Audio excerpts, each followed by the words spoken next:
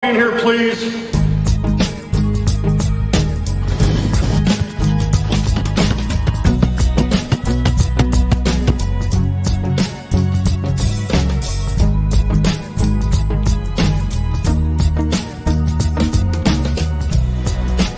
Yeah, good morning, WDOG in Cincinnati.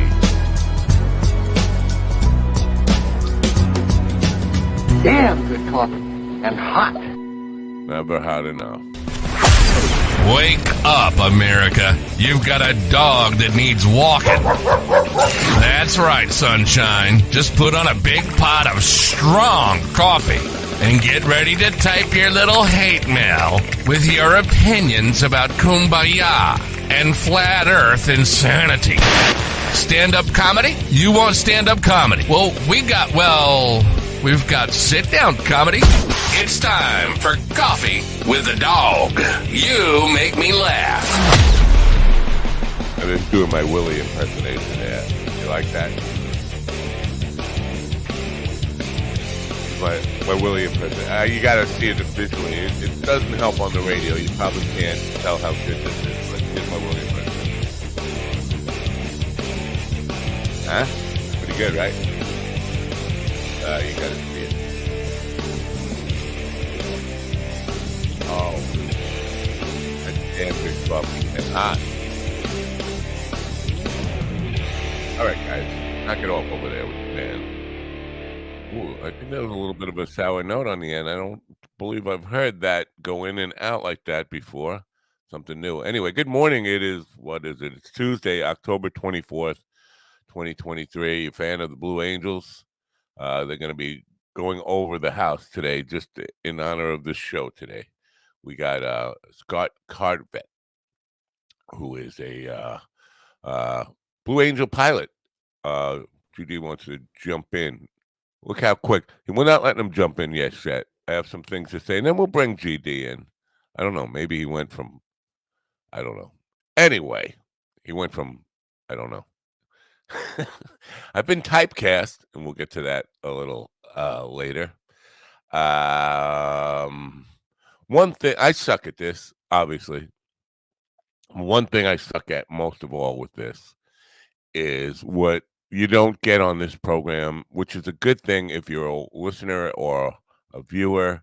You don't get beat over the head with the please subscribe, please comment, like, share, all that stuff. It helps with the algorithm. But I'm going to say it today. Maybe we'll say it a little bit more often because viewership is up, views are up, engagement is just nilly-willy. We get more engagement on the reels or shorts, whatever they call them on YouTube, and different channels on Facebook on reels. But the actual videos, I know we get some chatter in the chat room, and that helps. But it would be good, even after the show is over, if you can come back and just leave some comments in the underneath the videos. Even if you say we suck, I mean, bad comments help as much as good comments. I'm not good at this, but we need to do it more. I need to do it more. I almost never do it. I never ask, and you got to ask. I should probably come up with some banners that tell you to, leave comments below and all that kind of stuff. But I'm a lazy fuck. I'm not really. I take that back. I'm not lazy. I'm just trying to do too much as a one-man shop here, and there's a lot going on with videos and things like that. Anyway, if you're not up to snuff on the news today, and Willie hasn't been doing the news, so you wouldn't know, because the only place you get your real news is here. You know that. I mean, everything else is just not really important. Today in Louisiana, and this is a very serious thing. I don't mean to make light of this at all. There are 7 dead and 25 people at least injured in a 150 vehicle pileup in Louisiana. I want to show you some of these pictures, caused by what they're calling super fog. Now look at this picture. That is not a Photoshop picture. This is the crash from up above. It looked like it's a junkyard because one of these cars already has rust on it, but not so much. This is an actual picture of the crash and the crash scene. Now, the question that comes to mind is how fast. Well, you're driving in the fog. To be take another look, and I'm sorry to the people on the radio side, you can't see these pictures. We'll post them on minddogtv.com in one of the blog posts or something, and we'll probably include them in a newsletter. Um, but the pictures are devastating. How fast do you have to be going to cause a crash like this? 150 vehicles driving in the fog. To me, as soon as it gets foggy and I can't see, the inclination is to slow down. You would never get, I would think you would never get in an accident that causes this kind of damage and carnage, and it's just ridiculous. I'm telling you, that looks like a junkyard, but it's actually a flyover from the accident scene. Again, I'm not making light of this at all, but slow down, folks. If you get in the fog, first thing you do is slow down. Visibility is key, and I'm no stunt pilot. Anyway, also in the news, if you're in Willie's old neighborhood up in Iowa, there in the upper west, the northwest, and the upper Midwest, you're in for winter, early winter blizzard. It's not even Halloween yet. Significant winter storm to bring near blizzard conditions to the west and the plains. Iowa is among those states, all the way down to Nevada. So that's not so north, is it? Down to Las Vegas, so we'll be experiencing some winter-like chill and devastating chill up north. And if you're in Canada, God bless you, folks. Now, I was complaining last night because my hot water heater started breaking. Went down actually somewhere around midnight last night, and I was complaining like my life has come to an end. And then I get up and I see this, and I'm like, I complain too much. Before I bring the boys in, I want to tell you that I've been typecast. I have an acting gig on Saturday night. Came up last night, and I talked about this last week. Like most of the time, I have no faith at all. I'm not a religious person. I don't believe in anything. But anytime something good happens to me, I say God loves me. I got a cancellation for a band gig, or not a band gig, a solo gig for Saturday night.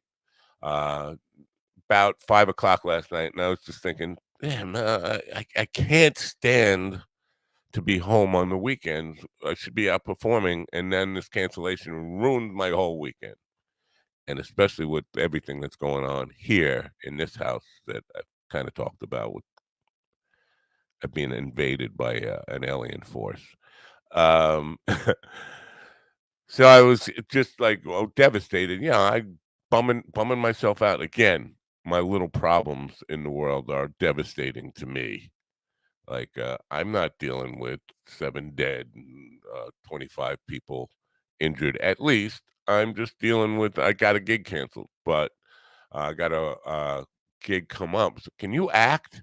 "Yes, I can act. I've acted before." "Oh, I got a part for you Saturday night. Here's to pay." "Yeah, I'll do it." 'Cause anything to get me out of the house. Turns out I'm playing a mafia guy again. Every time I don't know why. Every time I get a call for an acting gig, it's as a mafia guy. Do I look the part? Do I smell the part? Was I born to play the part? Probably. But I've been typecast just once. Now I'm complaining again about something completely different. I'd like to be offered an acting role, by Molly Densmore to play the gay guy who she falls in love with, gay roommate that she falls in love with, and they start uh, a heterosexual marriage or whatever. That's what I'd like to do. Well, maybe not. Maybe not. Maybe I'd never live that down. But I'd like to play something other than a mob guy. Anyway, if you got a role for me, uh, info at minddogtv.com, info at minddogtv.com. I am pretty much an easy date. All you got to do is give me something other than mob guy.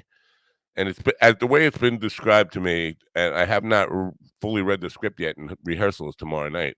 Um, Dumb mob guy, like Vinnie Barbarino, hitman type of thing.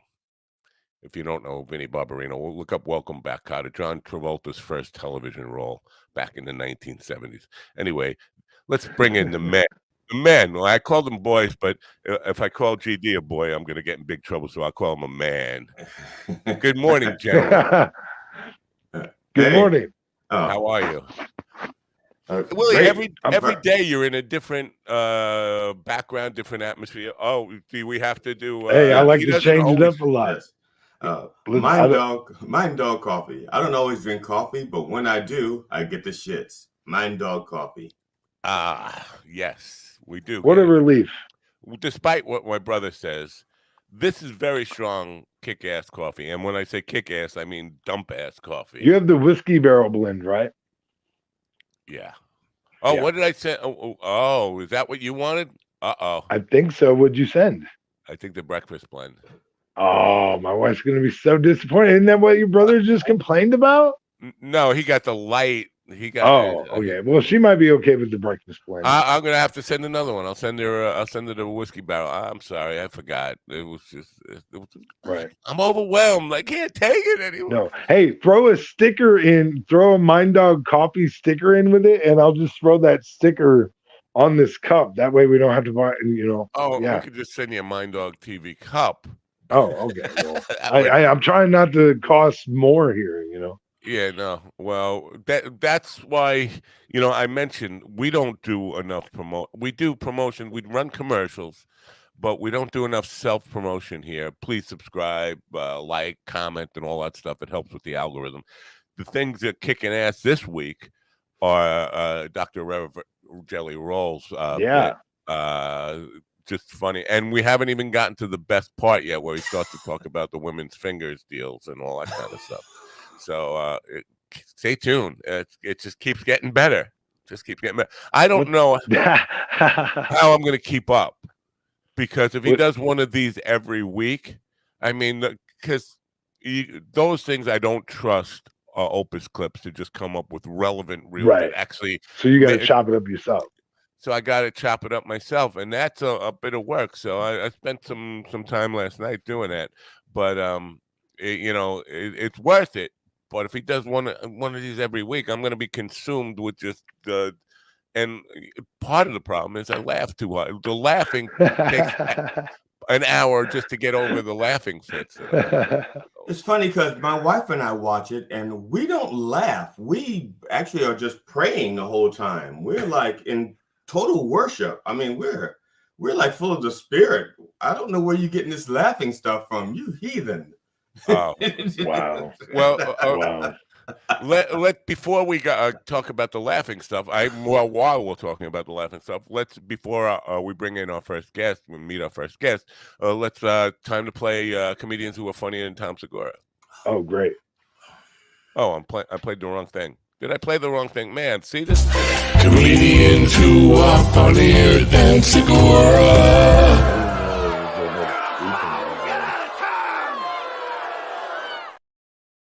Get out of town, you're a bum.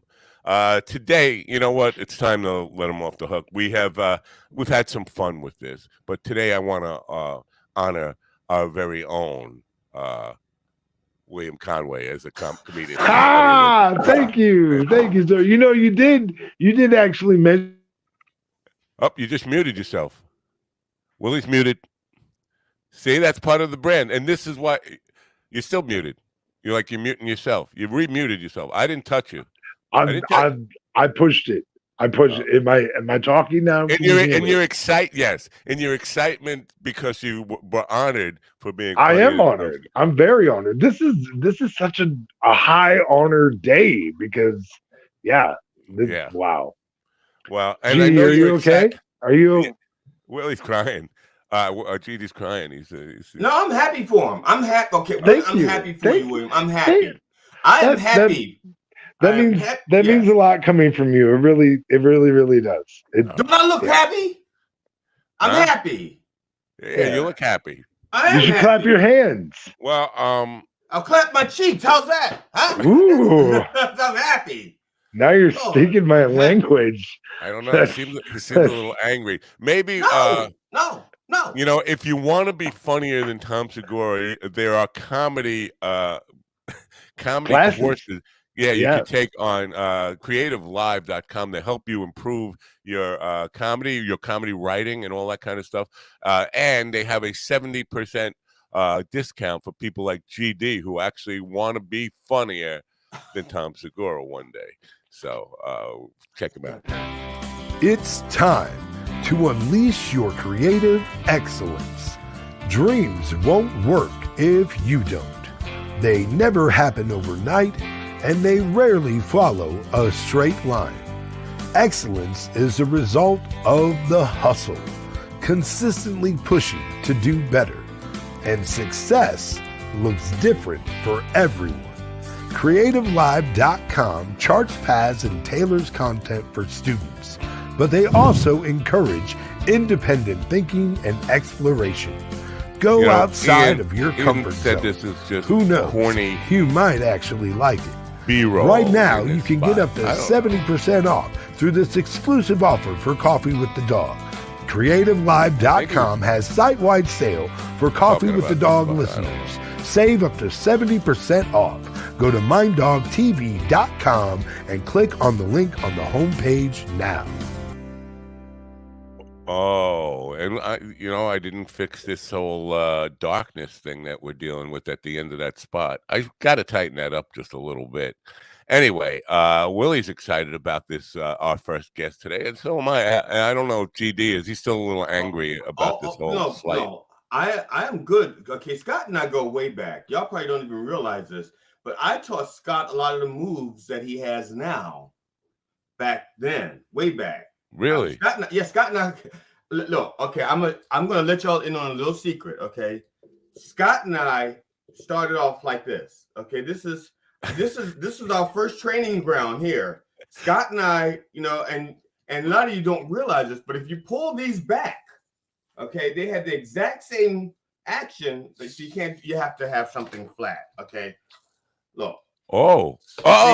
Yes, I taught Scott to fly using these. Okay, way back when. Wow. Way back when. It seemed like you were probably a whole generation or more older than Scott, but that's a whole other story. Yes, I think they're probably about the same, I think. No.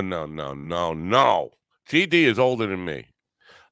Is he? Let's not get in this argument. Yeah, here. let's not get caught up in the math. Out of here. There's no way GD is older in the than actual you. math. No, I'm he's older the same age. Actually, he's 3 months younger than me, or two and a half months. Your birthday's coming up like this week or next week, right? No, next month. Next month. Well, we're almost in next month. Anyway, maybe Tom Segura will stop in and say hello to you. That would be nice. Right now I'm just looking forward to a reunion with Scott because I haven't seen him since. Listen, for a while. He's known as Intake, but not for the same reasons Willie was called Intake when he was in prison.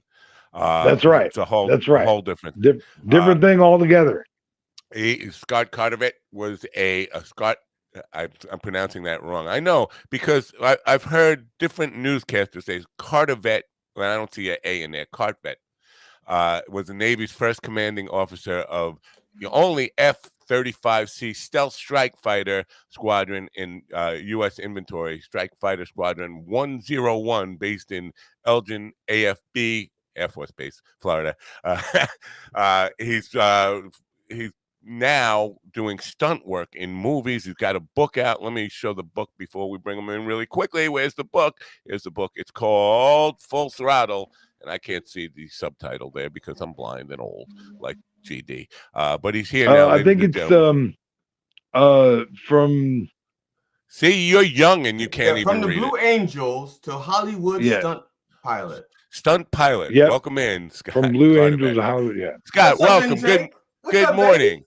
GD, my God, it's been so long since flight school. It's so good to see you again. I wouldn't be here without you. I'm just so proud of you. You were like my best student. It's like you were my best instructor by far. Everything I know, I learned from you, and I just have to say thanks. All the right. student has Now, only become the stop master. it. What a Stop team it. player this guy is. Yeah. Scott, the whole military stuff to the movies is a big transition. Movie life to military life to movie life. How do you make that transition from Top Gun type of guy to Top Gun movies with the personalities and egos and all that we know about Hollywood? Yeah, my dog. For me, it was a series of fortunate events. I say yes to everything, and that path That's how we led got me. here. Led me from flying missions over Afghanistan. Next thing I know, I'm running through the canyon for Top Gun Maverick. So, That's so cool. I embrace opportunity for sure. Well, I have a serious question. Now, the movie stuff I get it, and the military gets some benefit out of that is kind of PR for the military. And it actually worked on sure. people like you because Yeah, you for saw sure. Top Gun and were inclined to go that path. But when I see in a Lay's commercial, Lay's potato chip commercial, coming over and doing these risky stunts, and I don't know, you're probably a lot done at different times or whatever, how they filmed it. But it seems like a huge expense and a huge risk for military aircraft to get into for something so trivial. Do you agree with that? I mean, obviously it's a nice payday for you and you love doing that kind of work, but it seems like you're risking $1 billion or more. I don't know what they cost, several $1 billion worth of aircraft to promote a Lay's potato chip commercial. My dog, I think they got you with a little bit of special effects in that one, to be perfectly honest. And what you don't know is I'm a bit of an actor myself, and so that's good. I'm glad you thought that I was flying upside down delivering poppables in that commercial. I didn't think that, And but they're I thought not using real chips, Scott. Matt. They're not using those real were stunt chips. chips. Those were stunt chips. Oh, okay. They got you, man. They stunt got you. chips. No, I didn't. I thought there was obviously there's got to be some CGI in that, and you're not actually flying over the car. But I'm thinking it's actual footage of you doing that and it again. At some point, you had to probably do that for to be used in a commercial for potato chips. Well, you can appreciate this because you've been through auditions. My audition. They called and said, "Hey, come to Hollywood." I said, "I can't come to Hollywood. I'm living in Colorado right now. I'm not going to come out just for this audition." But I was flying upside down in an air show in Northern California Saturday. I can send you some footage. And so I do perform for the Patriot Jet team, and we do maneuvers like that. And I happen to have a GoPro, and I sent it to the director and ended up getting the part for that role. Very cool stuff. He was like a Boy Scout. He was just prepared for the moment. Yeah. Right. That's right. Now, you're a stunt pilot for Tom Cruise. Yes, is that correct? Do I have that right? I did some of the stunts in Maverick, but Tom does the majority of all of his stunts. I mean, the physical the work that he does is incredible. He just wasn't allowed to fly the military airplanes. It's a special type of qualification, but Tom is a remarkable human being, and he does all of his own stunts. When I worked with him on another film in South Africa, and I was the safety supervisor, watching Tom do his work is an impressive thing to see. He's an intense human being, right? I mean, do you ever have a moment where you could just like talk to him, or is he just always like on 11?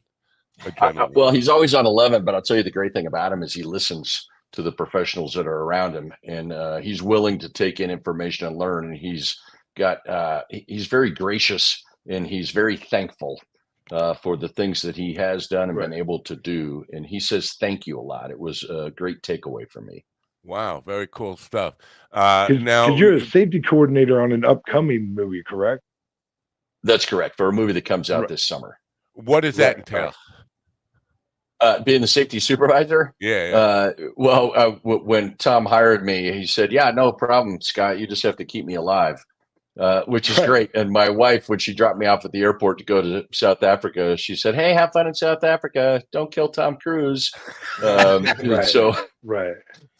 would hurt your. It was making sure that we briefed the evolution and the flight evolutions, and we debriefed them, and we maintained a safe environment for him, even though on film, and the stunts are unbelievable, but we had to make sure that they were safe, and we're mitigating the risk to the best of our ability. Do you ever have Now, to I say do- no? Oh. You can't do that. Well, you can say no to Tom right up until a point, Right. and then he starts to look at the HR person, and you think, okay, well, we've mitigated the risk to the best of our ability. Wow. Because there's a clip of Tom Cruise out there, or actually, I think it was one of his co-stars was telling the story of Tom Cruise and how he fired a stunt coordinator. Oh yeah.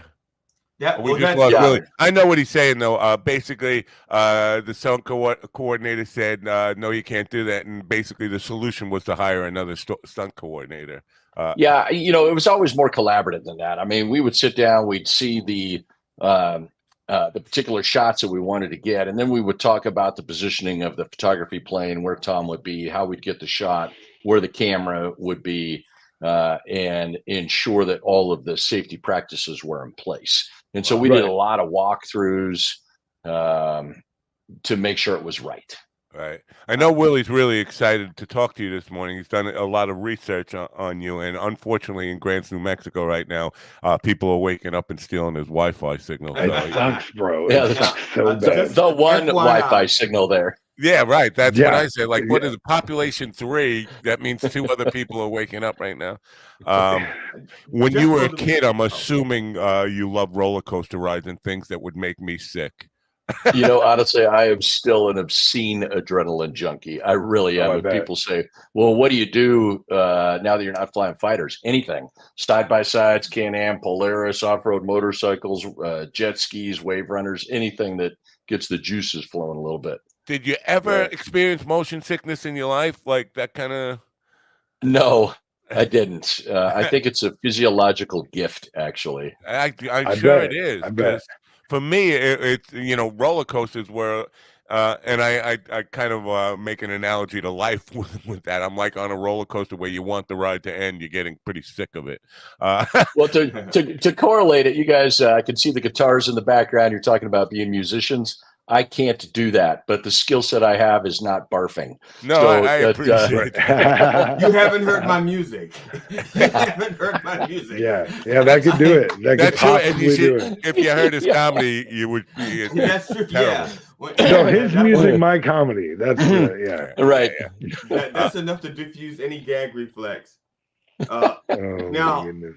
Okay, So- just for the record, for the audience, just so the audience understands, I know all of the answers to these questions I'm about to ask, but for your sake, I'm going to shut up and let him answer.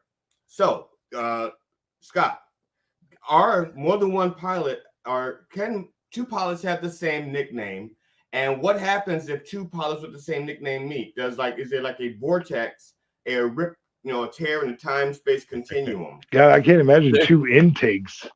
Well, fortunately, there is only one intake, but that can be good or bad. Both of my kids are fighter pilots, and people will recognize our last name, and they'll go up to my kids and say, "Hey, is your dad intake?" My oldest son, Wyatt, will say, "Well, that depends. What do you think about intake?" So, yeah, there's only one. Well, how? Sir, how I can't soon imagine people have a bad opinion of you. How soon did the nickname start? Is it like in training in boot camp? When? How soon do you start getting that nickname? You either have. There's 2 main reasons in the Navy that you would get a call sign, and the primary reason is you either do something stupid and survive in a jet, or you overly imbibe and you do something stupid while intoxicated. That is so spectacular that it warrants a new name. Wow. So how much cocaine did you do? Yeah. Well, look at the size of this thing. A bunch. like yeah. So do you get an oxygen high when you get the mask on? Oh yeah, yeah, you do actually. Yeah. Yeah, the oxygen, it's a liquid oxygen tank that provides the oxygen. And honestly, and part of that is to increase your focus, right? Yeah, you can. I mean, you fly with the mask on all the time anyway, so that you have that supplement. But if you can, you can hit it early in the morning or when you're getting ready to go fly, and it'll perk you up a little bit. Wow. Maybe I should try that. They do it in That's Vegas. not a, Yeah, it would probably make a difference, man. Because that's kind of the same thing you see at the sidelines at like NFL games and Is stuff it like better that. than Same kind Mind of Dog deal. Coffee? I don't know. I heard what Mind Dog Coffee does before I came on. Yeah. How fast are you actually going? Like when you're doing in like a Blue Angels show where they're flying over crowds of people. How fast are you actually going? Yeah, most of the maneuvers in a Blue Angel performance are performed at about 400 knots, which would be about 430 miles an hour. The fastest the number 5 pilot flies, which is one of the position I flew in 2002, is 0.99 Mach. So right at the edge of the speed of sound and altitude, depending on the environmentals, the humidity, et cetera. That's probably close to 700 miles an hour. It's fast. Now we have military here, and I could swear they break this because we could hear sonic booms, what I think is a sonic boom. Is that frowned upon? Yeah, you don't. You may hear a sonic boom, but if that happens, somebody is in a fair amount of trouble because it can do all kinds of damage.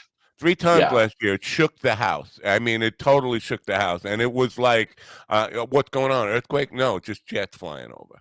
Well, and so that's the challenge, right? Because that sonic wave can break windows. I mean, it can be exceptionally damaging. Now, there are areas in the country where you can get supersonic, depending on altitude, so that wave has a chance to dissipate before it comes in contact with the ground or any buildings and structures. Wow. So and now are you loving the movie business as much as you loved actually doing the when you were in the military and doing the actual flights or the shows, the air shows? Is it or is it a lot more waiting around, a lot more arguing, a lot more politics, a lot more whatever behind the scenes that is just for an adrenaline junkie boring?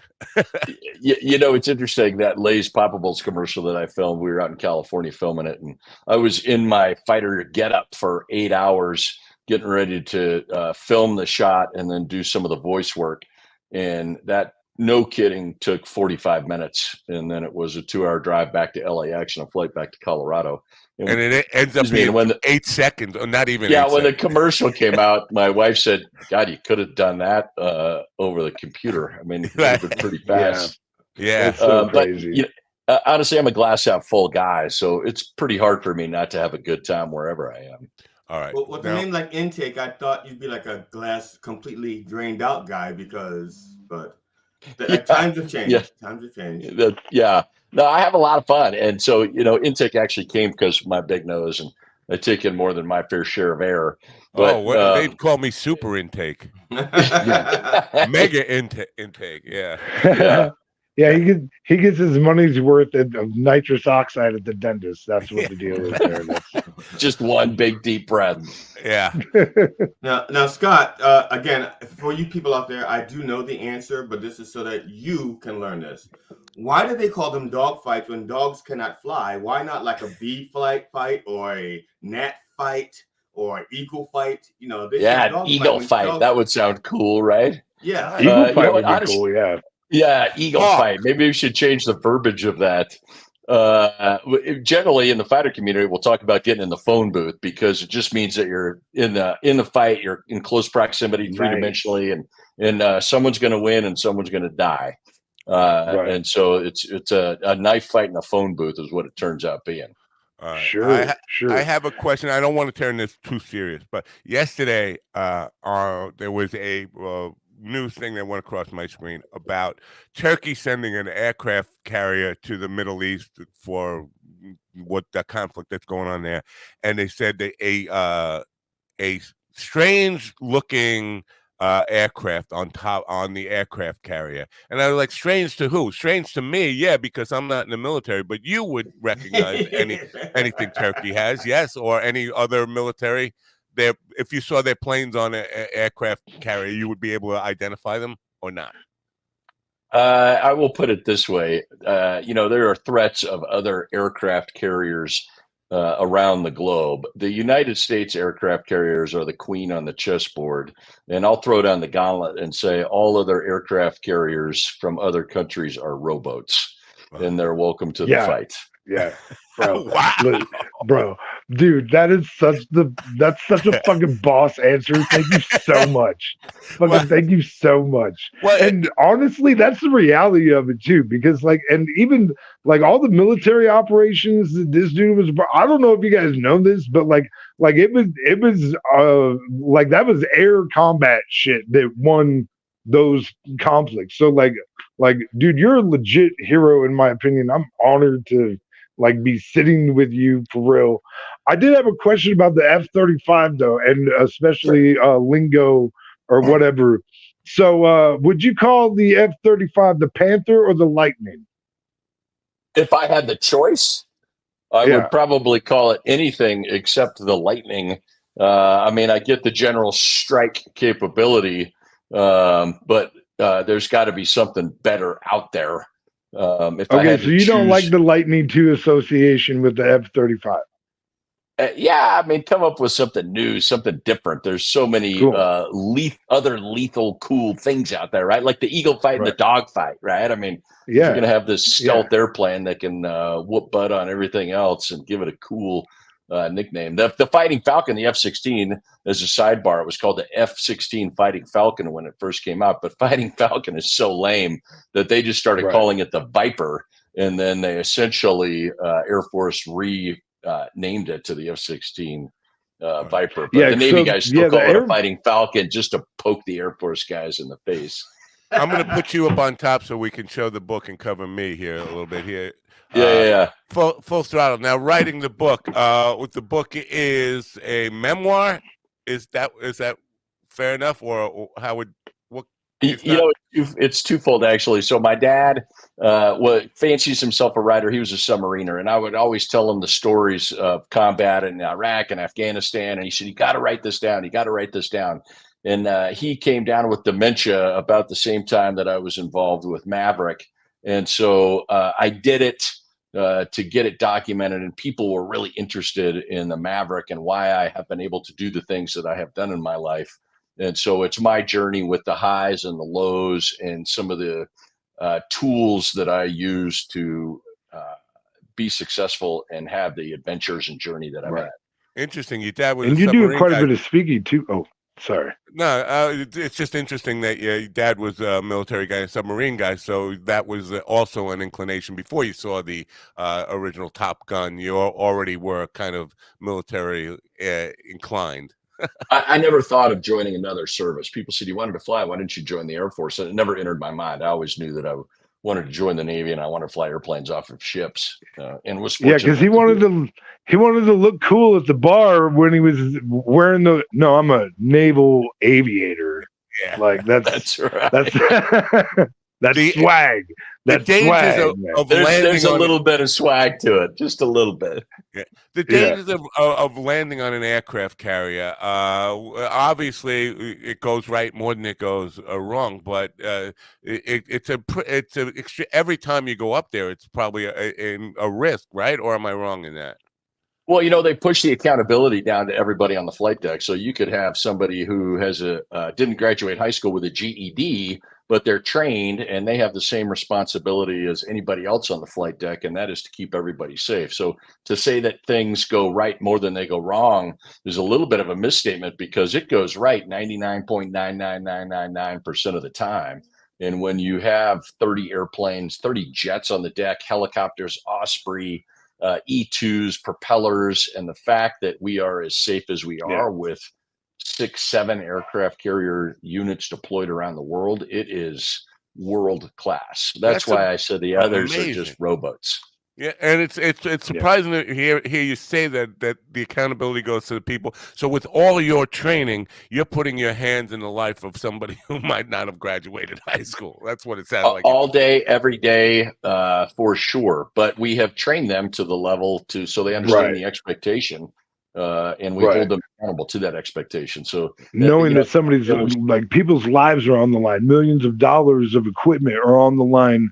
Well, if you don't do your job, like it's not just an oops, like it's not just a my bad, like somebody's dead or you cost the nation, Uncle Sam, millions of dollars.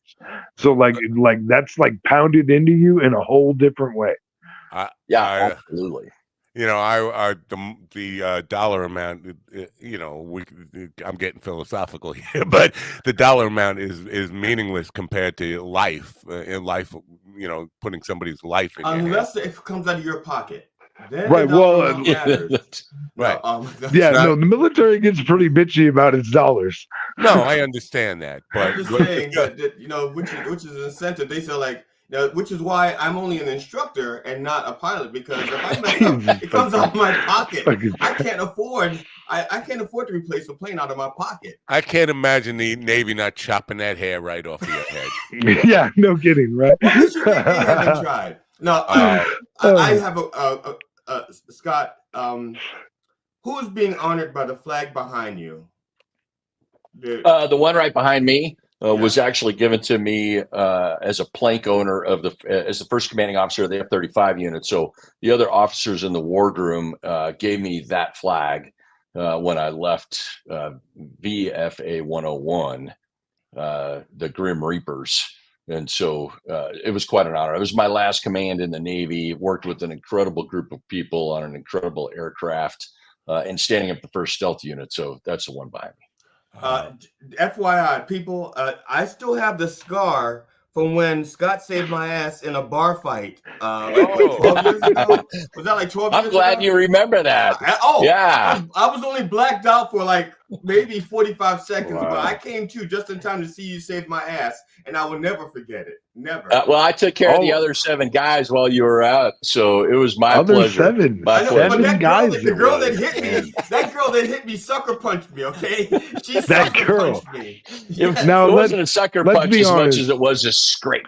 Yeah. Was it the Little Women of Atlanta? Is that what? Did you get into a scrape with them? Is that what? I think. All right. Anyway, I did have I brought the dog in. Oh my god! You got something, Willie? Because I want to ask about something like really stupid. So if you got something, no, I want to. Well, okay, I want to tell him a stupid joke, or I want to give him a stupid pilot joke, if I can. Oh, so we're up in the stupid value here. Go ahead. You first. Yeah. All right. So, what is a pilot's least favorite day of the year? I don't recall, Willie. What is it? May Day, of course.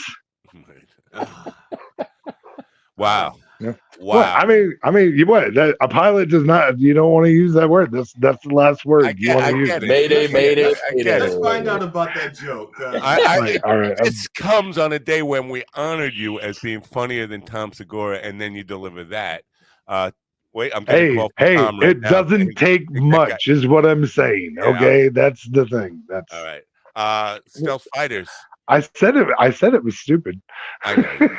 I'm just stealth fighters now, and all the aircraft that you have flown.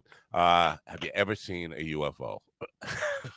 That you can't figure out what it was. I have not, but Dave Fravor, the gentleman who has the FLIR, forward-looking infrared image of the UFO that has gone viral, and he talks about it a lot. I know him. He is a great human being, and there is no doubt that every word he is saying is his truth, and that's what he has seen.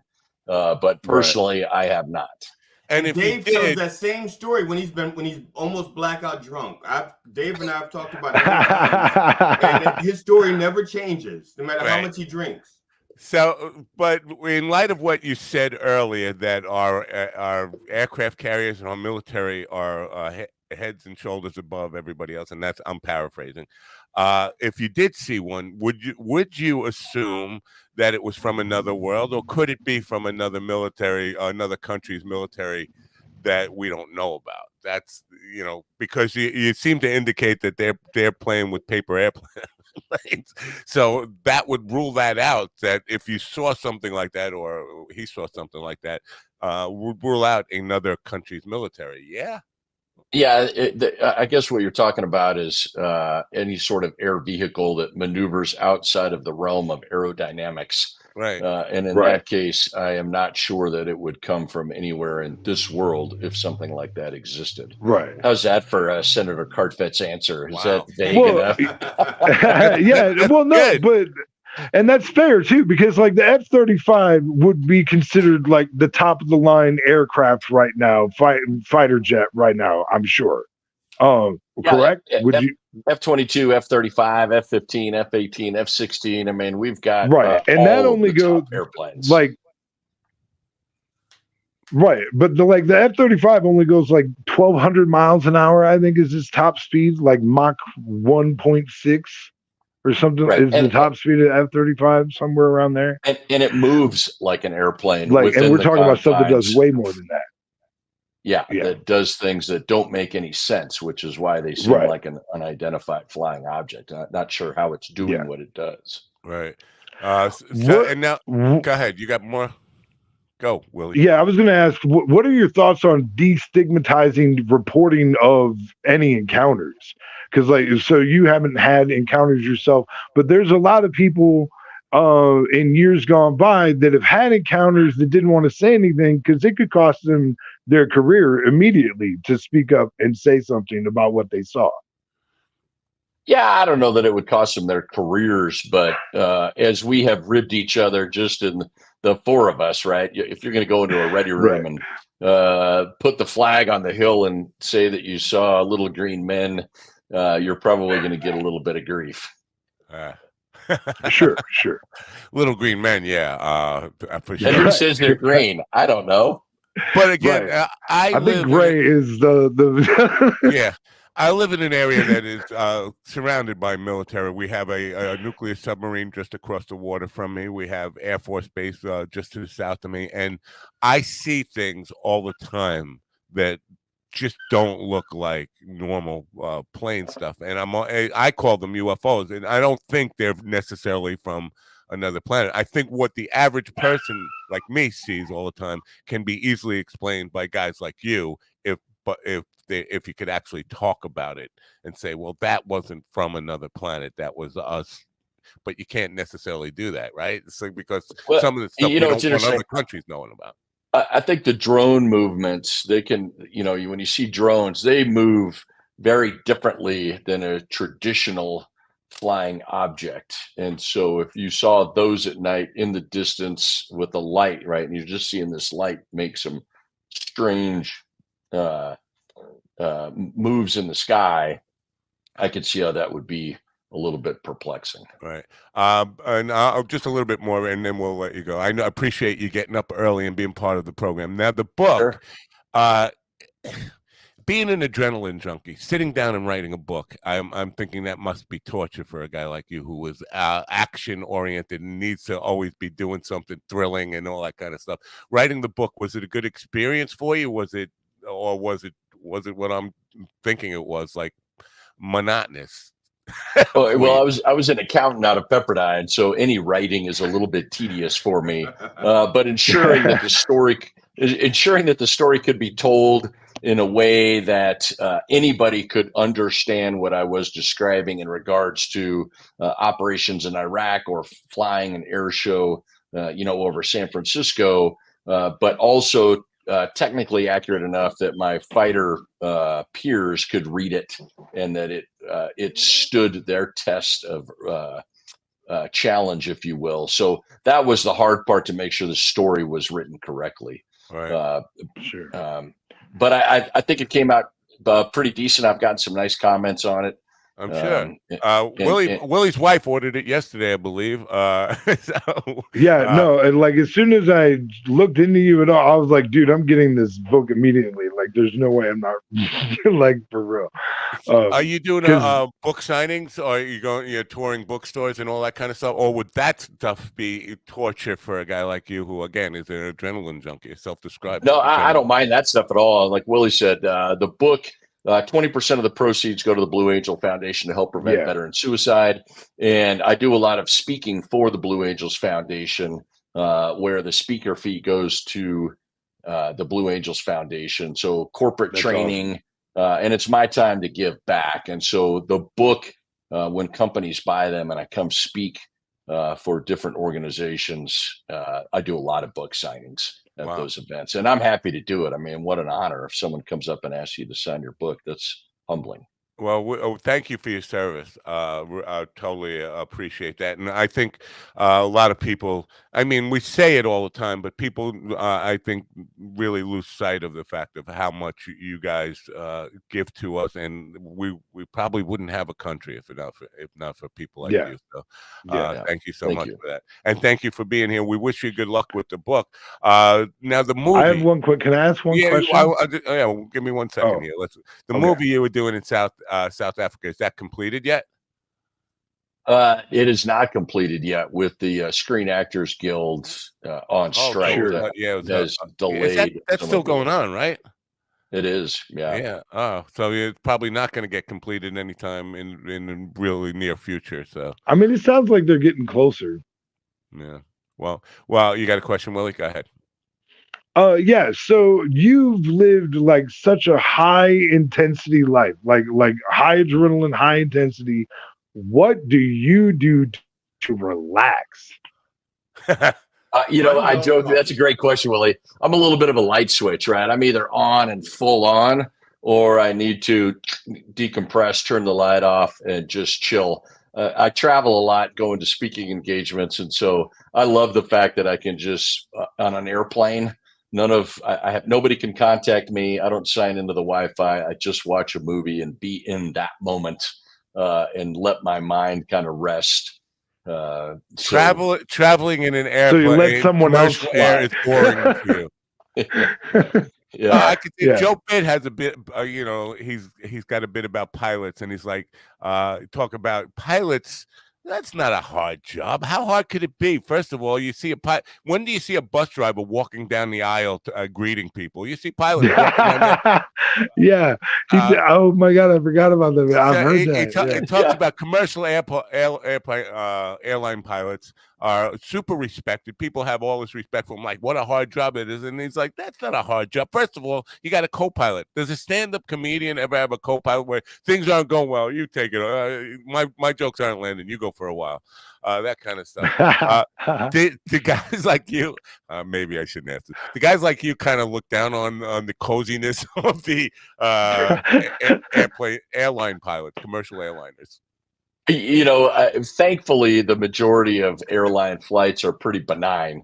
But Right. I have great respect for the pilots that have to get 300 people in the back of a 777 on the ground in London with zero visibility, or somewhere where there's an inch of snow on the runway and a 30-knot crosswind, and you're coming in sideways. That's pretty dynamic, and there's a lot of people that are expecting you to do your job professionally. So they're very well trained. You seem to have what? Did you see what I posted this morning? It was an argument between a pilot and an air traffic controller, and the air traffic controller literally says, "No, I googled it actually." Like they're like, I'm like, that is not what your air traffic controller should be telling you. Yeah, I googled it. What the like? Briefly before I let you go, Scott. You have a lot of tolerance for people like me who mispronounce your name. Now, I've gone through several clips of yours trying to figure out the right pronunciation of it. Well, I heard Cartervet, and there's no A in the space. Cartvet.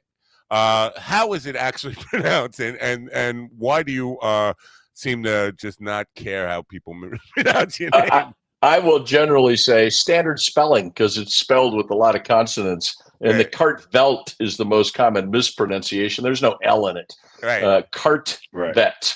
If it was spelled Cartvet, everybody would get it right. But it's the K and the D that throws everybody off. So Kartvedt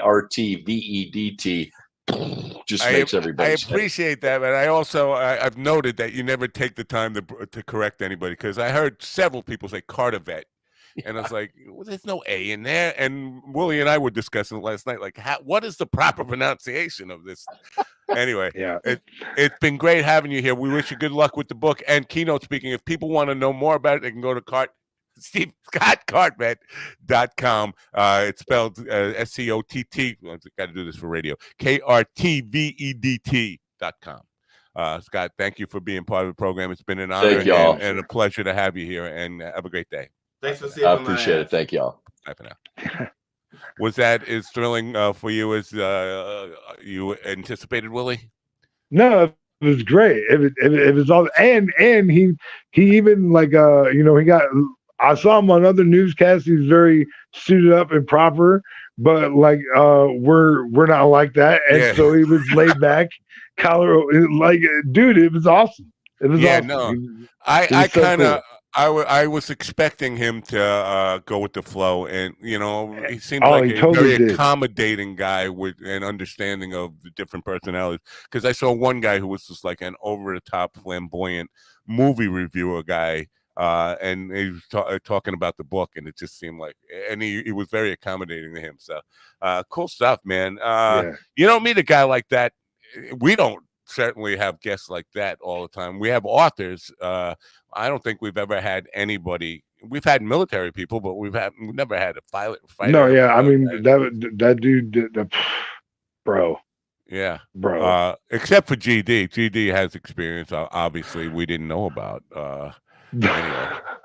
I mean, Like, would you hang prefer that on I a just second. step out and let you do that interview? Because it seemed like you were really excited to talk no, about it. no, it was like memory lane, and we would have gotten into the weeds so deep that the average individual would never have grasped it. So you got the right thing and keeping me at bay. I mean, you guys do realize that we literally just talked to someone that saw Tom Cruise in a movie and said to himself, "Hey, you know what? I'm gonna go do that for real." No, And he fucking did. And he motherfucking did, to the point that like now he's doing the stunt work for the new Tom Cruise. You know what I mean? Like, yeah, this I know exactly what you mean. To me, so badass. It's beyond badass. It makes me question this whole destiny and fate kind of deal. And I don't want to get too heavy in that, but imagine, you just you sit wherever he was, a teenager in a movie theater in 1986, seeing that movie and say, "That's what I'm going to do," and then make it come true. Doesn't happen for everybody, no matter how hard you try. I think there's got to be a little bit of touched by destiny, touched by fate element to that. Well, and what did he say? He said, "I said yes." You know what I mean? Like I'm sure that he was presented with hard shit, scary shit, all sorts of stuff that people back away from. You know what I mean? How many times in our lives have we felt ourselves in one of those forks in the road, and we choose the easier fork, the more comfortable fork, where the challenging fork, if we choose that challenging fork every time, we will get to where we want to go. But we puss out. We puss out and we don't do it. But people like Commander Scott Carpet, he sacks up and does it. You know what I mean? So what you're saying is he probably isn't the kind of guy who gets up and complains that his water heater isn't working. That's what you're saying, right? I'm sorry, boss. I didn't mean to. Troubles are relative. All troubles and problems are relative. The great Dr. Reverend Jelly Roll says that all the time. Yeah. All what?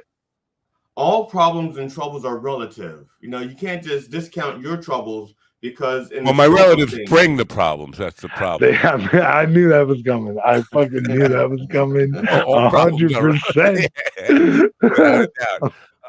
Yeah. In extraordinary life, I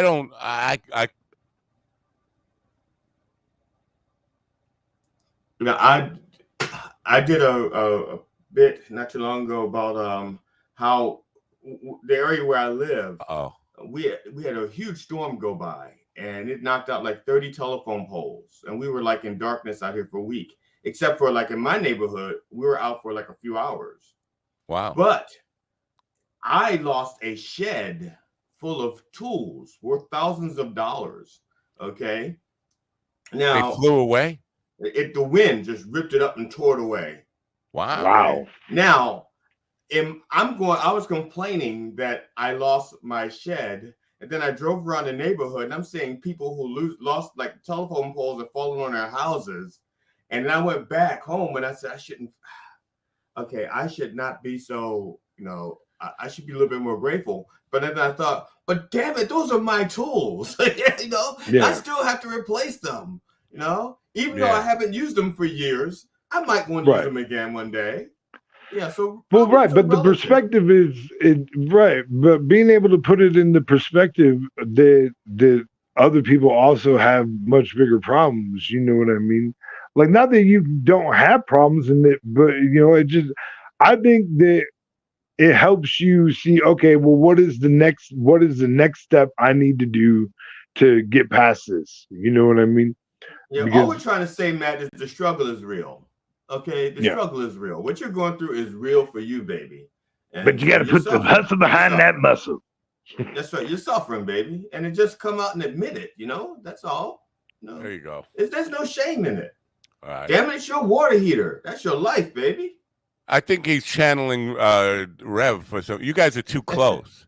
I know. I spent too much time with him helping him try to fix the fuck ups from the previous week. Yeah. Now there's some research that supports that taking cold showers will actually help you lose weight. I'm just saying. No. Yeah, you know why? Because you run to the neighbor's house for hot water. Wow. For a hug. Yeah. Warmth. Yeah. I'm gonna have to figure out how to fix a hot water. I'm not a mechanic, mechanically inclined in any way, and I'm gonna have to figure out how to fix my hot. The oil burner's working just fine. Just a hot water. Did you get one? I bet you got one of them newfangled like digital ones too, huh? I don't know. Is yours like a? No, I don't think so. I don't think so. The box doesn't look like digital computer wise. We're having some major Wi-Fi connectivity issues here. I think Willie's locked up. I'm so sorry. I'm gonna have to go. No, that's fine. You used to being locked up. Anyway, he talked about the difficulty. I know.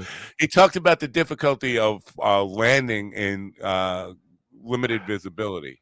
Yeah, instrument landing. Yeah, and I was talking about this morning. I mean, these people. Yeah, that crash is crazy, man.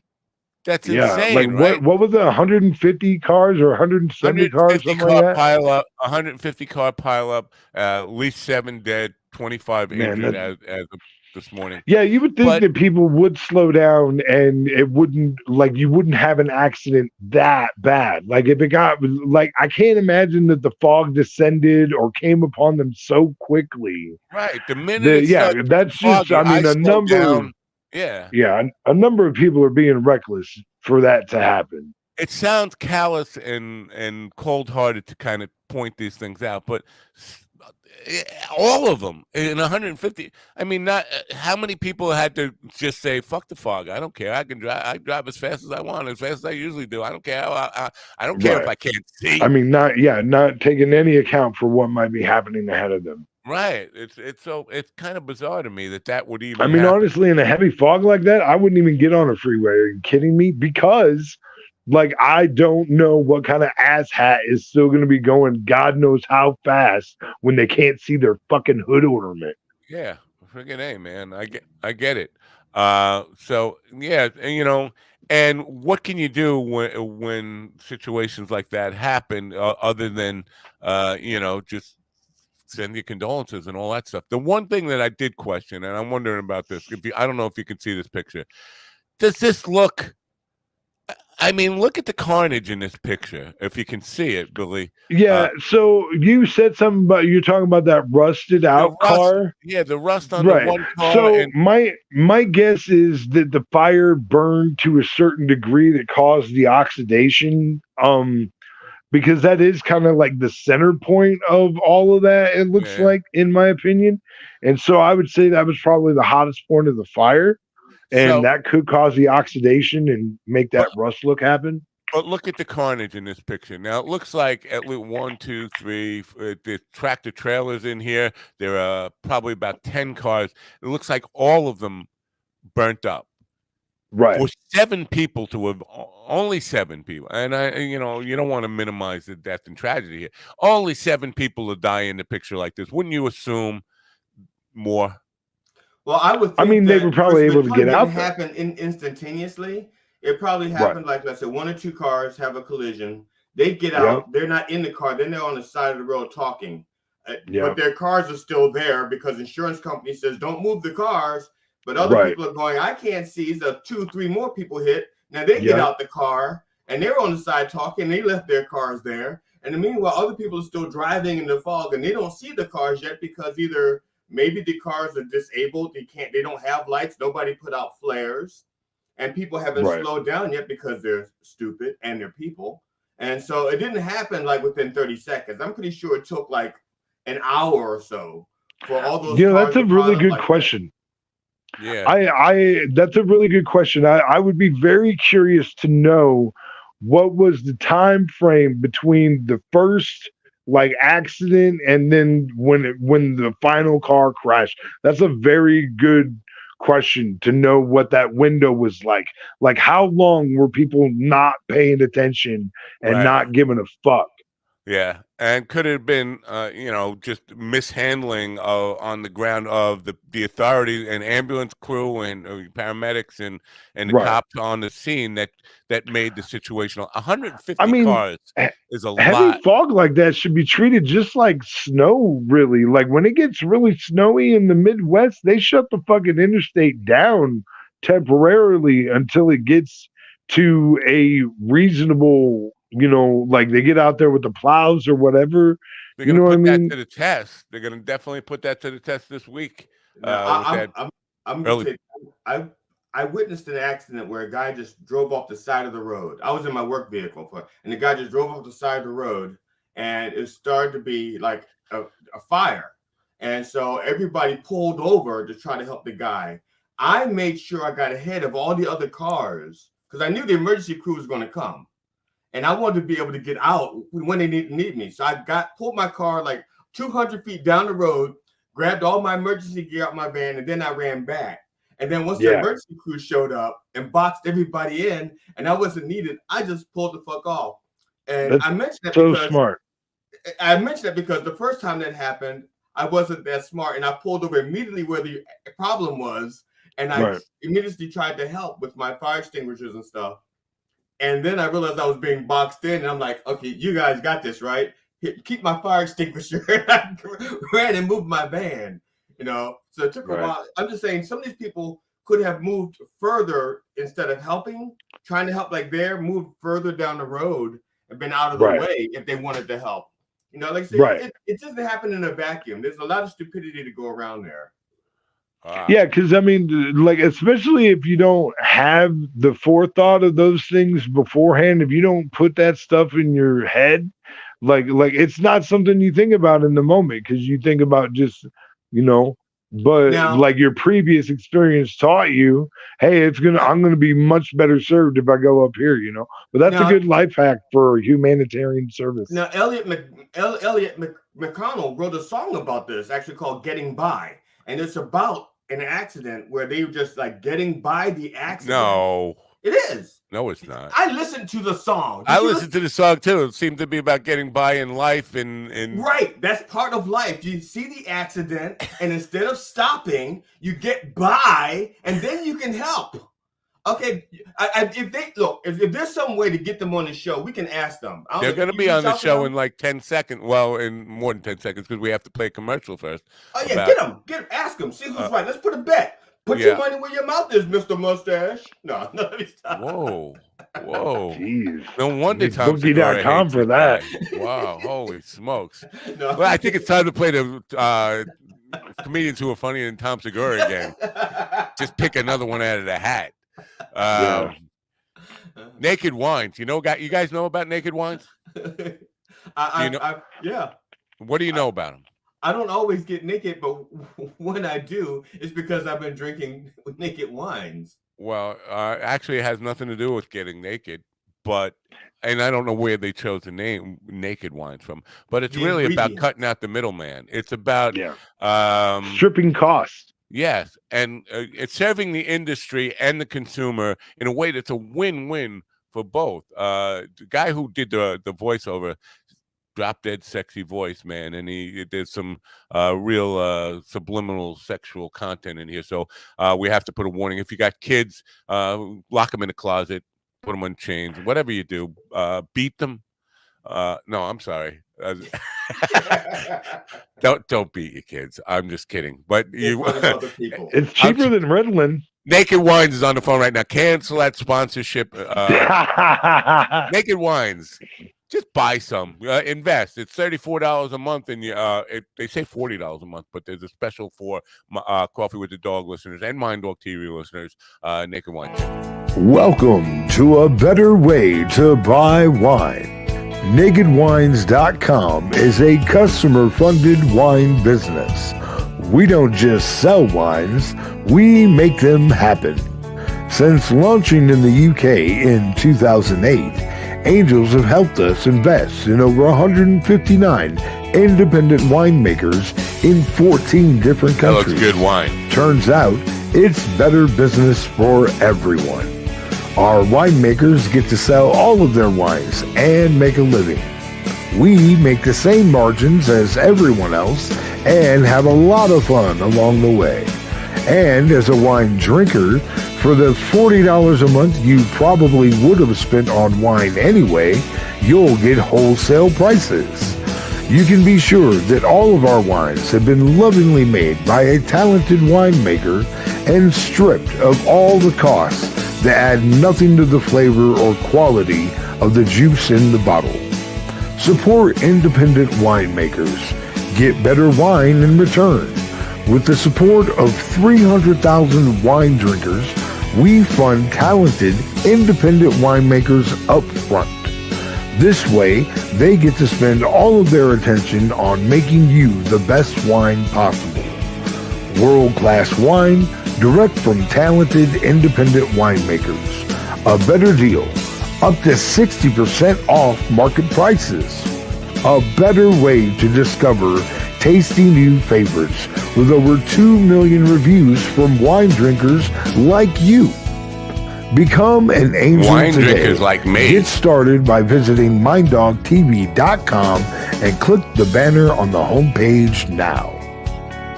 Wine drinkers like me would be a guy who has one sip of wine and falls asleep. That's wine drinkers like me. Anyways, our next Willie's guest. voice made me so wet I had to put my splash goggles on. So Oh wow. No, yeah. Yeah, that's very. It was a kind of a sexy read. Yeah, it gets wet over here. Every time he starts reading, I have to put my safety goggles on. I mean, I actually did it much sultrier than that, but my wife was like, you can't send that out into the world. That's not okay. Why? I thought she I was reading an erotic novel version of that. Well, that'll help sell this stuff. I mean, tell her to ease up. We need to sell this stuff. All right, yeah. Because I was like, a better way to buy wine. Yeah, baby. And she was like, no, you're not doing that. That's not okay. Now, Elliot McConnell is here now. Described themselves as a genre-defying force, breathing new life into the music scene. They actually have a performance coming up at Emporium Wines in December 15th. So maybe they know something about wines, but they have a show coming up at a place called Mix 165 at the end of this month. That's actually next week, October 28th. They're here now, and we'll find out about what getting by is really about. Right now, ladies and gentlemen, please welcome in Elliot McConnell, Chris, and Angie.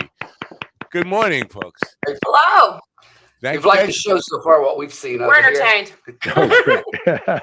Thanks for being here. Thanks for getting up early. What part of the country are you in? I think it's, I don't want to guess. Where it's Ohio. We're about 40 minutes north of Dayton and about an hour west of Columbus. So very cool. So in rural America. This place you have coming up, Mix 165. Is that a radio station, Mix 165? No, they told me once how they got the name. It's just a little bar in Mechanicsburg, just a small little Mayberry RFD town. That's where I grew up. She grew up in a little Mayberry RFD town, about half an hour from here. And then we're in a little bigger Mayberry RFD town called Urbana. Wow. Now, when you perform, you do covers as well as original material, yes, right? Sure. Yeah. Do you have a percentage breakdown, like a percentage of how much covers versus originals? Honestly, I think right now we're about 50-50. It depends. That's on, very cool. Yeah. That's not very common. Usually it's more like 90-10 on the cover side. We get a lot more response on our originals than we do the covers.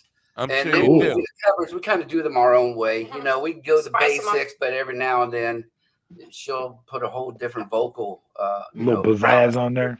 Yeah. Now, I was about to say, is it because when you do your own music, or when you do a cover, you play it a little bit crappier so that your original stuff sounds better? Absolutely.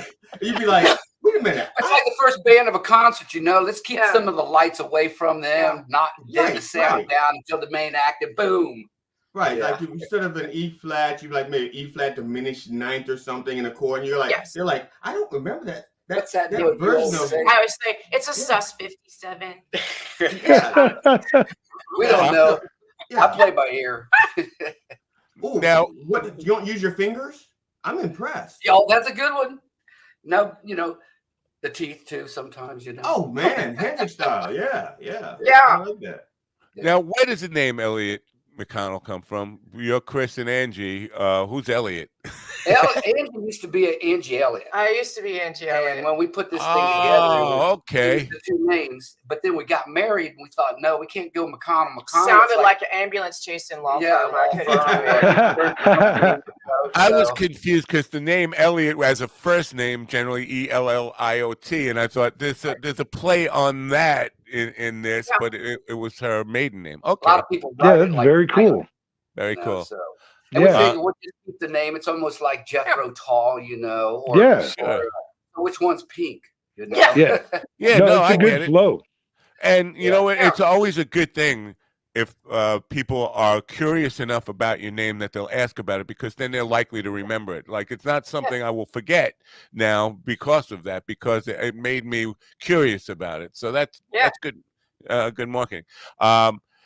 The music Getting By, is it about an accident or is it about? Oh my God, it was the biggest car crash I ever saw in my life. Yeah. No. And we made it past. Hours and hours later, we made it past. Yeah. No, how did you know? It's a psychic. It was a bottle of tequila, some Patron, a kitchen table, and an evening. Yeah. You know, and we wrote about just the hardships. We had a friend, Rick Schutte, that he came up with the intro, intro of that song. And then he was going through a lot of hardship from the pandemic. He lost his job and all this. So that's the whole basis of what this song was about. You know, we're always just getting by. You know, this too shall pass all the time. You know, no matter how bad I found myself into, regardless, I've always gotten out of it. We're getting by. Yeah, right. We're doing much better now, though. Getting by. Yeah, I you know, it's a day-to-day thing for me. To me, I'm always surprised that I live one more day. By the way, we're still on Gov's Radio. One more day. Anyway, when you write, do you sit down and together to write a song, or does one of you say, I got an idea for a song, let's work on this? What's your process? I think we're probably two of the most unorthodox and undisciplined people on the planet when it comes to that. You know, it's like there is a 1,000 flights of ideas going on in that melon at any given time, and sometimes it's even hard to keep up with just day-to-day conversation because he has the attention span of a flea. But we, you know, it I totally get that, Chris. Oh yeah. You know, it's like if I me personally, when I'm writing lyrics, if I go through something, or if Chris pisses me off about something, which has happened a time or two over time, sometimes it brings the best songs out. So I try to keep keep a little heartbreak going. Gives him a pass.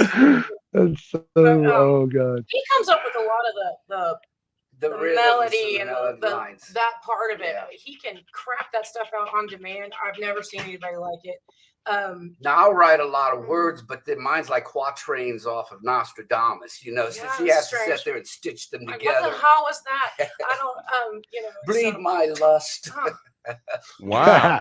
Nice. Deep well. You found that naked wine commercial. That's what that. You need to get together with that. Where's the box wines? What I want to know.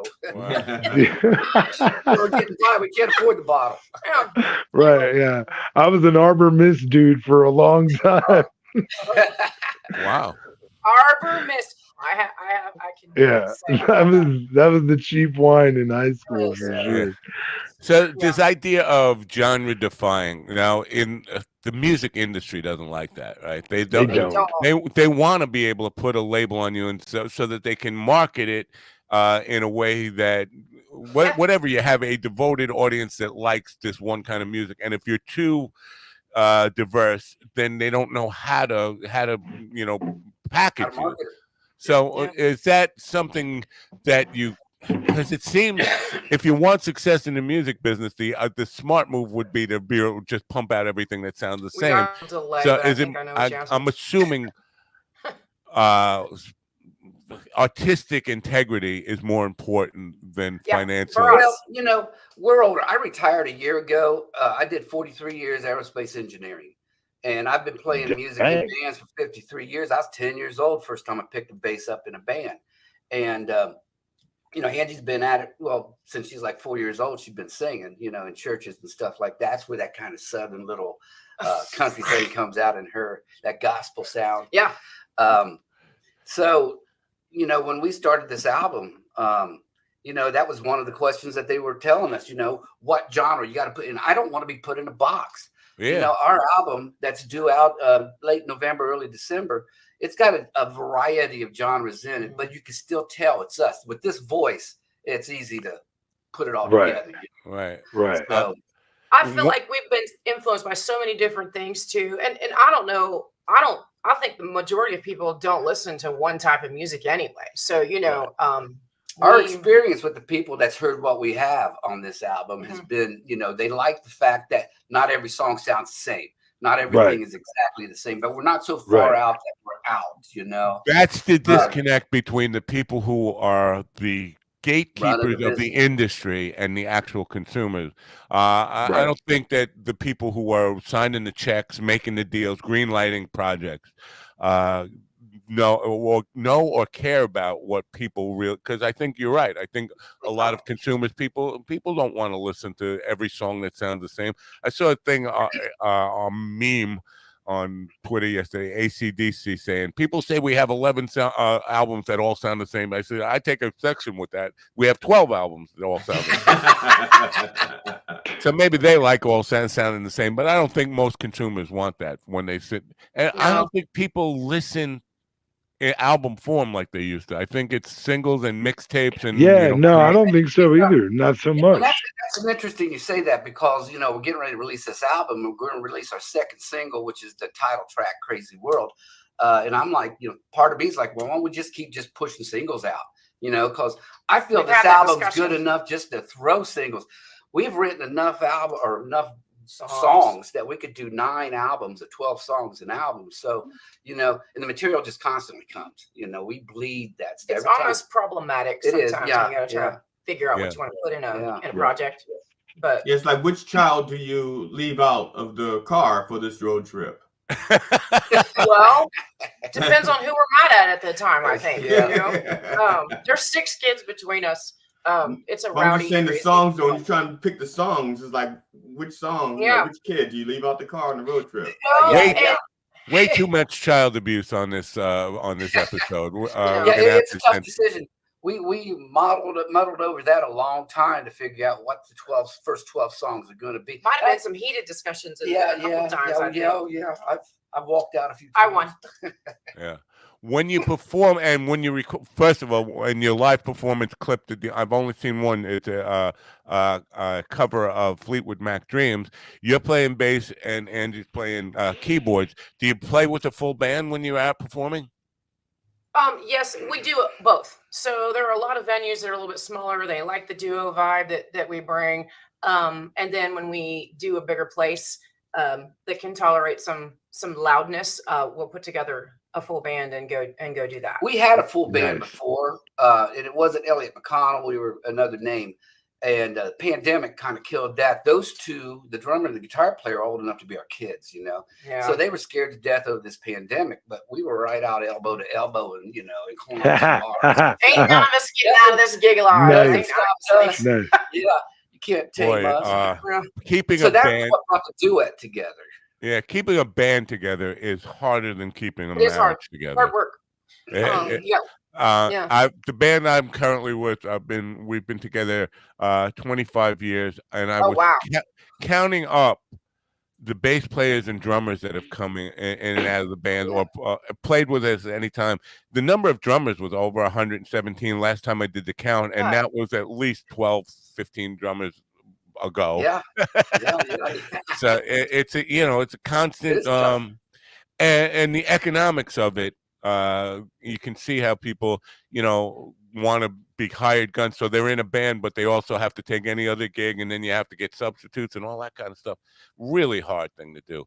What about in the studio? Do you use the same, or do you play all the instruments, or you use different musicians Here's for the that? interesting thing about that. The first year of this is 2 years to get this album out. The first year has basically completely been shelved because we were trying to find we're trying to do it ourselves, get our friends to play that we've been playing with forever, and you just kind of touched on it. That doesn't always work for a whole lot of reasons.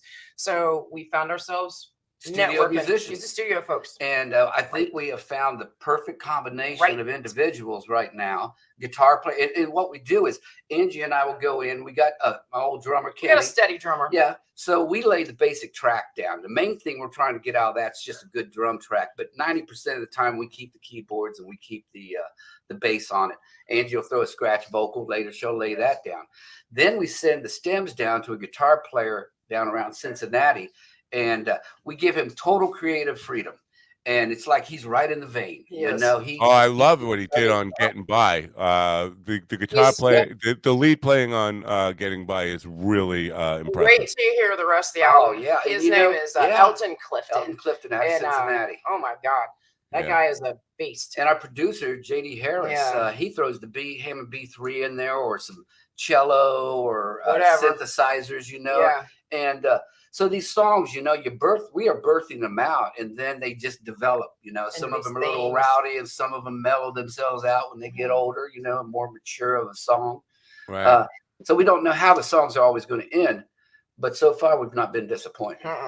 Yeah, I've said this several times. There's something going on. Ohio is a hotbed of creative arts right now. It is. And I don't know why. There's filmmaking, there's music going on, there's a lot of authors I've talked to, even fashion stuff. It's incredible. Oh, and comedy too. Dave Chappelle made a comedy club in there too. Yeah. He lives 30 minutes from us, just down the road from my daughter. He's good friends with our daughter. Yeah. And, could you go get him? Is 10 minutes away. Springfield, Ohio. Now John used to work at Kincaid's Music at one time, and I remember back in the day. He was younger, hadn't really gotten out of the Springfield area at that time, and he would be playing on a keyboard or a piano, real subtle as I'm going in to get some strings, for a show I got that night. And I'd walk by, just a little nod at each other, and I'm like, it must suck to be him. I'm a rock star playing in a bar tonight. Well, look what happens. People you don't even know about. There's another one. What's his name? House. Griffin House. Griffin House. He's another guy that came out of Springfield, Ohio, and he didn't even start picking up the guitar till he was in Columbus or in college down in Cincinnati. He said one night he got stiffed on a $12 tip and just put a basket out on a couple songs he played, and he made $60 an hour. So that's how he looked at the whole thing. And now, I picked up. That was fun though. We got a lot. There's a lot going on here. A lot of stuff, a lot of music. It's a strange state in that you talk about Cincinnati, which is kind of like a suburb of Kentucky, or Kentucky is a suburb of Cincinnati, or whatever. But it's almost got a southern vibe to it. And then up north, you got Cleveland, which is completely a northern city, and in between all these other small cities that have their own little vibe going on. It's a very unique state among the 50 states as far as accents change dramatically from north to south. You get up north and it's house, mouse, about. They get that Canadian accent going up north. And then you get into Canada, and they think we're ready to go yeehaw Mountain Dew from where we're at. Like hee-haw to them. And I asked them, I said, so what's so different about our language and our accent? They said, well, you draw your words out. And I'm like, do not. No, we don't. No, we don't. We don't draw our words out. Never. What do you attribute the creative energy of the state, though? What do you attribute that to? Because people would say something, it must be in the water or something like that, but obviously that's not the case. I don't know. All I can say is I feel like a lot of the main, like, Columbus and even Springfield and Dayton and Cincinnati, they are investing in art. For whatever reason, there are people that are throwing money in even some rundown districts in parts of the inner city, and they're kind of bringing them back to life, and they're very culturally alive, whether that be painting and making little trinkets and stuff like that, or music, or people up there reading their poetry. It's happening all over the state, and I just think there's people that's throwing money at it somewhere. And I don't know that that's happening everywhere else. I don't think it is. I mean, it is here. Are you guys affiliated with MTS Records? Is that? Yeah. Because there is something also going on in Pittsburgh, but that's not the whole state. That's just in that city. Because I have lots of people on from Pittsburgh who are affiliated with MTS, but they're almost always exclusively from Pittsburgh or have some Pittsburgh roots. You're one of the few that are not part of that. What about the collaboration? Because I have several filmmakers on from Ohio, and they use, music is a very right now it's really hard to get airplay. The one route that people are going is licensing for music and getting in all these films and stuff. Have you collaborated with any of the film people with your No, original? we haven't, but another interesting point there, we have a song called which one is it? The musical song for a musical. Oh, it's the things you do. The things you do. We didn't think about it, but the guitar player, when we set the track down to him, he's like, well, I'm not used to doing these bebop music 50s kind of style. And I'm like, well, I don't get what he's talking about until we isolated the bass guitar.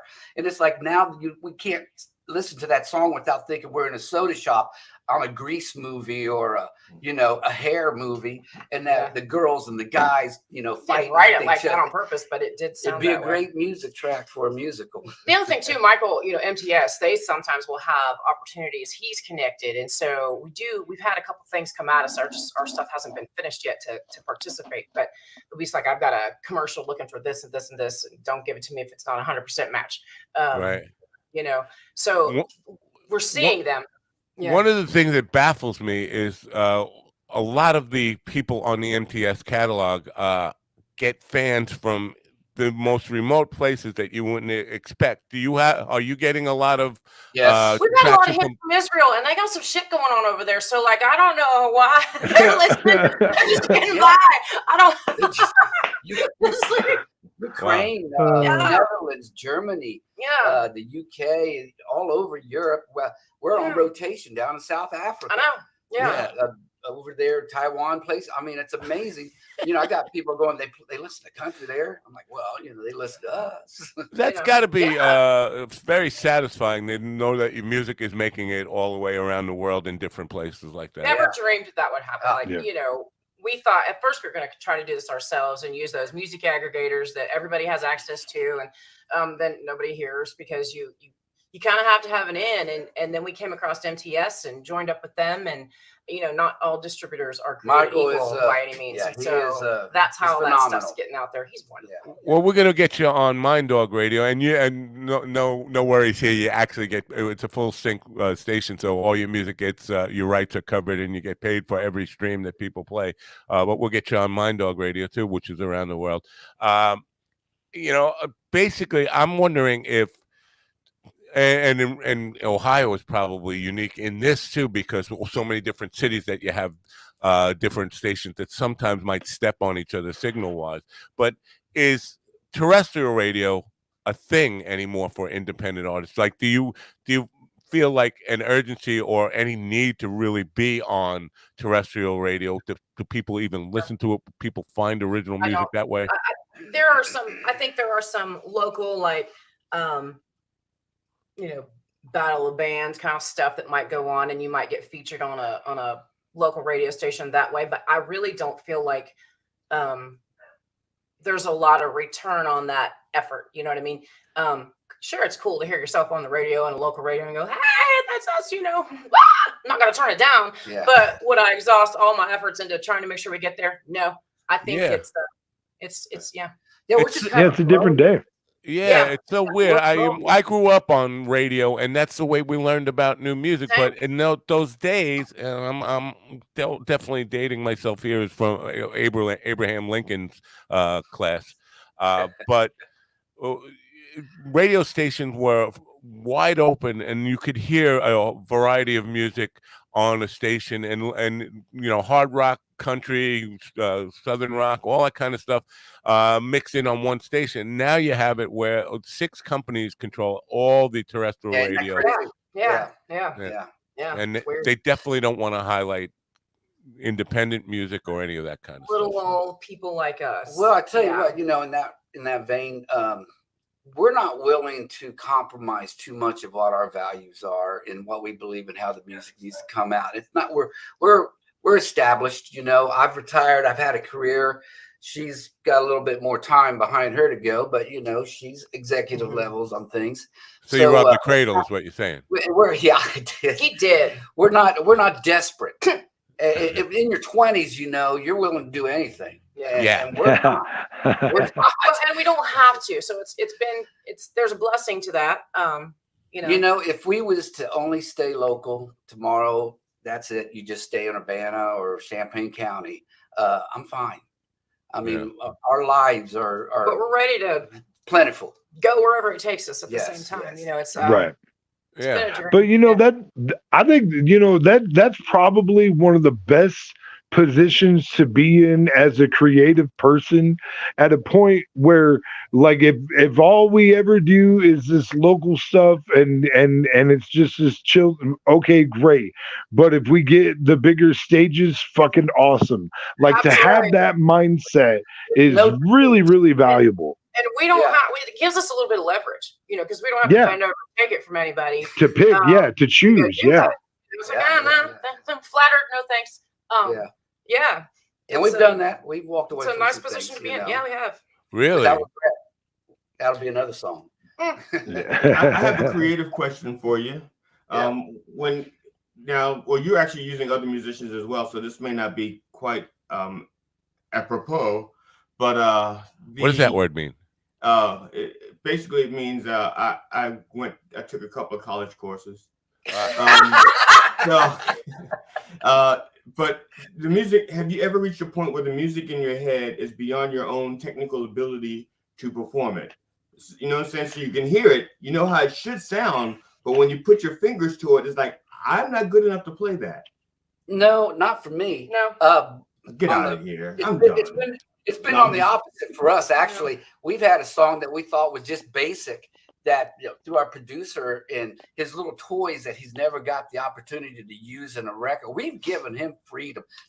If you got this, put this in. I like to hear a little of these hidden things in there, you know. Holy shit. And, that sounds awesome. And then the song comes out really complicated in a sense that I'm like, now we got to figure out how to produce this. But to answer your question, from my perspective, I don't know that I'm good enough to create something that's too complicated for me to play. So I think it's we don't put ourselves into that boat. If someone else wrote something that, you know, Steely Dan, let's use them. Those guys, their chord structure is ridiculous sometimes. And, you know, if I were to sit down and try to play that, I might find myself in that situation exactly where it's like, oh man, that's a little bit beyond my abilities, or I'm gonna have to spend a whole lot of time on this to figure that out. It's gonna take me a hot minute to do that. You know, I just bought a new bass guitar, Warwick, and because I'm not trained like that, it's challenging me to pick up some cover songs, you know, that challenges me, because this guitar is a lady, and it wants you to handle her just right, you know. What's its name?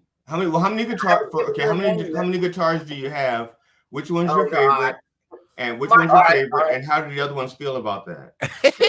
16 bass guitars.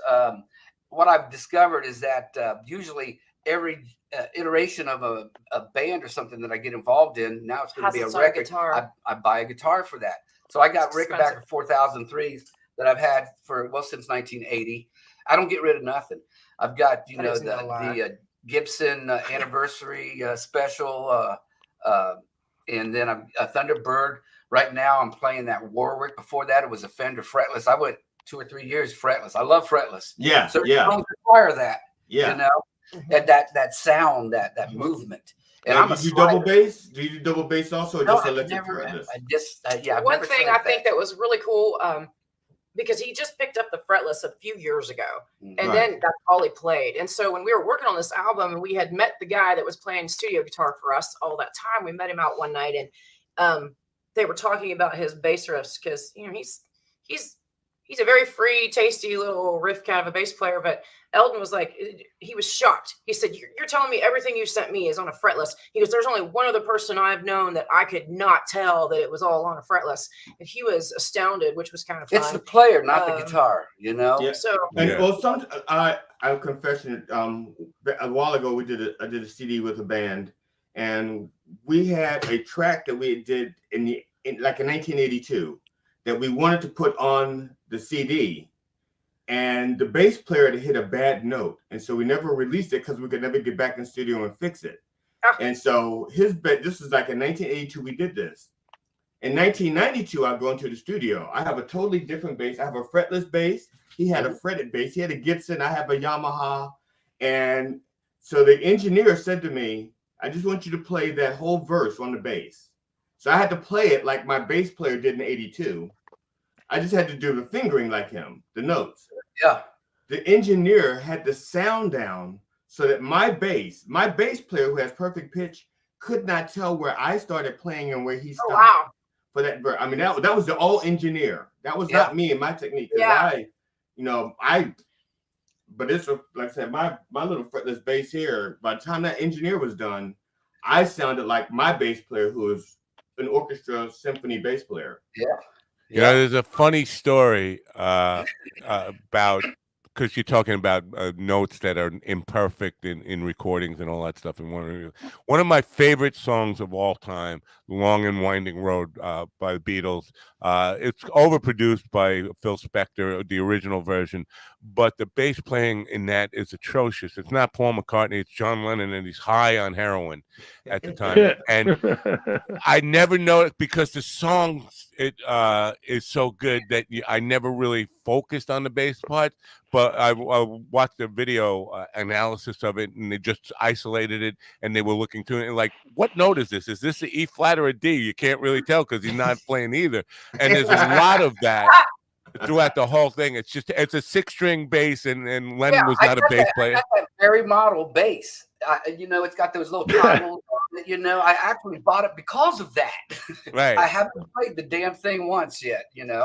But if anybody gets a chance to listen to, and especially look up on YouTube the analysis of how bad the bass playing is on that, and they just decided to let it go rather than say, okay, Paul, go in, John's out of the studio, you go in and do it right now. That kind of Yeah. I saw that last documentary they had out. I saw where Get Back. John Lennon had picked that. It looks like a guitar, but it's thicker strings, Right. It's not like a 6-string bass that you would think of, It looks like a guitar. It looks like I got it on the wall. It looks like a Stratocaster. Right. Terry Danko beat me up online years ago. Rick Danko from the band, the bass player from the band, Bob Dylan and the band. His brother Terry Danko is still alive, and he posted a picture from like 1960, and Danko's playing that bass. And I said, "That's not a bass. That's a 6-string." Because I saw 6 strings on it. I was like, "That's a guitar." And he got really angry at me and humiliated. Beat me up online over it. And then I learned about it. I was like, "Oh, okay. I didn't know that. Sorry, I made that mistake." Because it looked like a Jazzmaster guitar. Yeah, it did. And, about a week ago, I was just thinking I got to get on YouTube and figure out how to play the damn thing, because you want to strum it like a guitar, like a regular guitar, but it's, it just doesn't work that way. The strings. Yeah. So you play a 5-string bass? I'm sorry, go ahead. No 5-string basses. I'm a 4-string guy. Now, what about? We have a funny story about a 5-string. I got to drop D. Yeah. Okay. We were visiting a friend of mine in Florida. My mom lives down there, so we just went on a long weekend trip and visited them. And my friend Tommy Vincent is a guitar player in a band, and we went down, found him where he was playing that night. Now we were tore up. There is no. There was a woman at this table buying these shots all night long. Oh my word! So when the third set it's kind of came, ridiculous. They called us up to play. We're like, well, okay, well, in-ears. We're trashed. They were using in-ear monitors, so we didn't have in-ear monitors. And then this guy hands Chris a 5-string bass, which he does not play, and we were all kinds of messed up. He's like, I can't do this. I wanted to go on that top string, you know, so I'm like, figure it out, suck it up, Buttercup. We got to do this, and it's what she's leaving out of that story is when she came on stage, she tripped on the first step to the stage and crashed into the drums. You know, the typical cymbals all going. Yeah, I did. Tommy had to grab the back of my pants and pull me out. I know, it was terrible. Guess what that sound was? Did you hear that sound, guys? That was the governor's. That's yes. It's time to say goodbye to governors for hey, wow, only 10 seconds over. That's great. That's awesome. That's good. Cubs, we'll see you tomorrow. Thanks for being part of it. Thank you. No, not you guys. We'll say goodbye to Governor's Network. We're on, one of the networks we're on is cuts us off at 10:45 Eastern every day, so they can get ready for Knock 'em Dead Comedy.